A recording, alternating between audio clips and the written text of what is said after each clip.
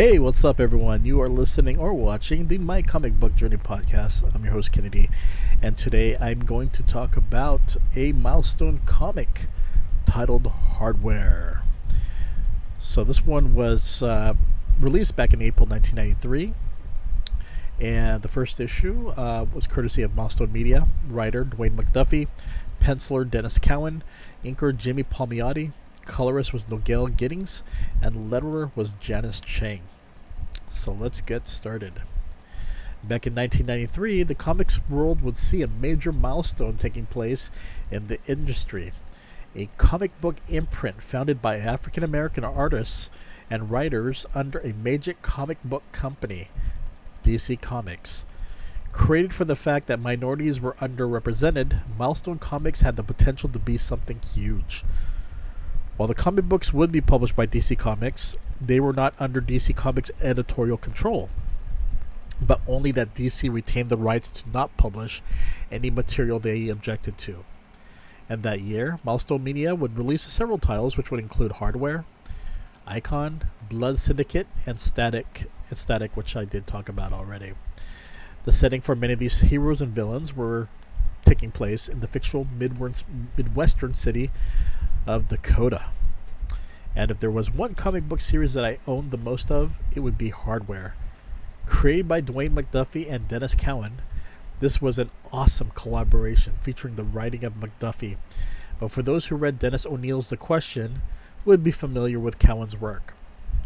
I wrote my first Milestone Media post for Static in regards to the talented Dwayne McDuffie, but as for Dennis Cowan, he also worked on the 90s Deathlock series. While Cowan would work on Hardware through issue 18, many people would also be familiar with his work on DC Comics Steel.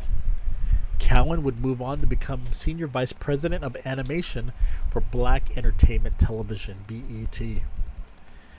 The issue also featured the inking by Jimmy Palmiotti, as Jimmy would work on Marvel Comics titles in the early 90s and also Dark Horse Comics X. He also worked on Hardware, and eventually joining forces with Joe Quesada in 1994 to form the publishing company Event Comics and co-creating the character Ash. And his work would be known for his stories and storyboard for Hooptown for Nike, featuring LeBron James and Vince Carter. But for Jimmy, Event Comics would be contracted by Marvel Comics during the time Marvel Comics filed for Chapter 11 bankruptcy to work on the imprint Marvel Knights. I think I'm trying to remember Marvel Knights, and I remember there was it was titled with Black Panther, Punisher, Daredevil, and Humans. But yeah, so Jimmy was working for Event, but then he contracted with Marvel, and pretty much was given this opportunity to do something different. But let's fast forward now to the 90s when he started to work on Milestone. So the first issue of Hardware features Kurt Metcalf. In the first page, he talks about his parakeet who would try to fly out and kept hitting the window in order to be free and see the outdoors, but it would eventually die living in its cage, not knowing how to be free. We then see Hardware being attacked by helicopters firing on him. We then are told about his story, about how he is a brilliant scientist, and since winning a science fair at 12 years old, he would meet Edwin Alva, the most famous inventor alive. By winning a science fair contest, Alva would provide Curtis the opportunity to go to a prestigious school, despite he and his family not having much money. They may have had wealth, but Curtis was intelligent, and as Alva footed the bill for his degrees, graduating high school at the age of 14, college degree at 15, and 6 more degrees after, he would work for Edwin Alva at his research and development company, Alva Technologies. Curtis would create and build inventions that would lead to more wealth for Alva and Alva Technologies. But when Curtis met with Alva in hopes to get his share of the profits, he was dismissed as nothing but an employee, a cog in the machine. Unfortunately, Curtis is unaware that the contract he signed, literally he signed his life away, and the inability to work for any competitor. And now Curtis knows how his parakeet had felt of trying to break free but stuck in a cage. As Curtis looked into Alva Technologies, he learned that there was a lot of corruption in the company and ties to organized crime. Curtis would strike back, using Alva's own equipment and resources to create a high-tech suit, hardware, to go against Alva Technologies. But by doing that, it not only made Curtis hardware a targeted man, but many deadly assassins with supernatural abilities who had been hired to kill him. Overall, it's a fascinating story that gets better and better with each issue. But I would say that the first thing that came into my mind while reading this was almost like in a way, it kind of reminded me of Deathlock, but also a little bit like Iron Man, and even Cable. It was the 90s, so you kind of had that mixture of someone who was I guess you could say someone that was, like an Iron Man, but a little bit more out for revenge. Especially now he's going against his former mentor with Alva Technologies. So it's just rather interesting, but to see this bright individual fighting back, just definitely an interesting comic book. Definitely something you need to read if you are if you are interested in Milestone Comics. Again, I enjoyed this comic line. For most of it, it just I wanted to be supportive. I definitely wanted to be supportive, but unfortunately, Milestone didn't last that long. It's unfortunate. In fact, let me check here how long it lasted.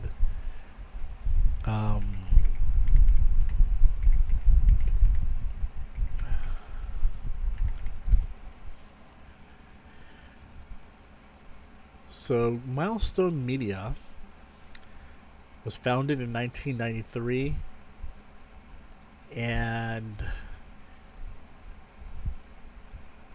well, actually, it lasted quite a while. If it says here 2008. Okay, wait. Milestone canceled several of its lower selling series in 1995 and 1996 and aborted plans for several miniseries. It shut down its comic book division in 1997 as several of its most popular second-tier characters launched but failed to sell well. Okay. But in 2010, DC released a limited series titled Milestone Forever, taking place in the original Milestone universe. It detailed the final fate of several of Dakota's heroes and revealed the events that led to its earlier merger of the DC universe. Interesting. In January 2015, looks like there was a relaunch of Milestone Media, and announced Milestone would be returning in 2018. Did it happen? Yep, it was revived in Milestone Returns Zero, September 2020. Is this still ongoing? I'm not really sure. But for the most part, let's see here. Yeah, it says it was revived in 2020. Again, I have not read any Milestone since it started to end during those mid-90s. But I will tell you that I did enjoy it. I did buy many issues. I just remembered it was just really hard to collect everything. But it was really cool, though. I think these first issues that Milestone did, really nice for the poly bag and the extra stuff that you get. But yeah, it was definitely different, and it's something that the comics industry needed a swift kick in the butt to become more to show more diversity. And I think this comic book imprint definitely was a milestone for DC Comics, and definitely something I would always remember, thanks to the professionals behind it, especially Dwayne McDuffie, Dennis Cowan, MD Bright, Madeline Blostein, and Mike Gustovich, and many more. But yeah, that is my feeling towards hardware. Definitely, again, Milestone Media was definitely a wonderful time when it first came out. It may have not been the most popular comic book series since during the 90s there's so much out there, and I think the problem is that the congestion really was a bit too much.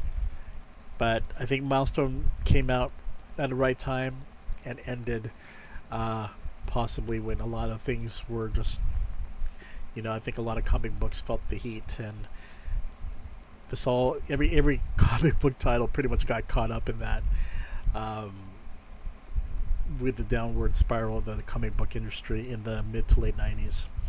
But just glad to see that it's back again. I don't know. I don't know too much what happened to Milestone Comics, as I didn't pick up any more comic books since I ended my collection. I think I lasted through at least 2018, and this is how I started getting back into it, was mainly because I was buying a lot of the comic books that comic book companies needed to get rid of to make more space, and I think I got lucky with these major sales. And by looking at that, because I was such a valued customer for buying so much, I would be offered a lot of comic books at the time for less than its comic book price. So I would get it less. So if it was like $3 or $5, I would get it for $1. But that took a lot of investment on my part to buy a lot of the stuff that the comic book company, the comic book store was selling, as it became more of a toy store and a card store. So, but for the most part, if anything, Milestone Media will always remember that. And yeah, good times. Good times. Okay, everyone, you take care, and I will see you later. Wink, wink, and see you later, everyone. Bye bye.